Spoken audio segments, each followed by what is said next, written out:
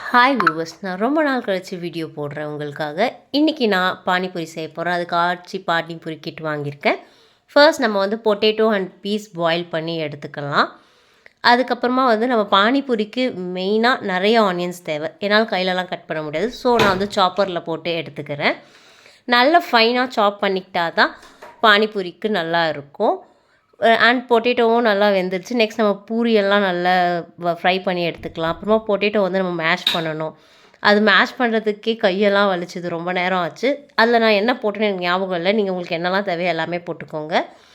And அதில் carrot, onion, jeera, கொத்தமல்லி இதெல்லாம் போட்டு நல்லா மேஷ் பண்ணி எடுத்துகிட்டு, இது டேஸ்ட் தனியாக சாப்பிடவே எனக்கு ரொம்ப பிடிச்சிருந்துச்சு.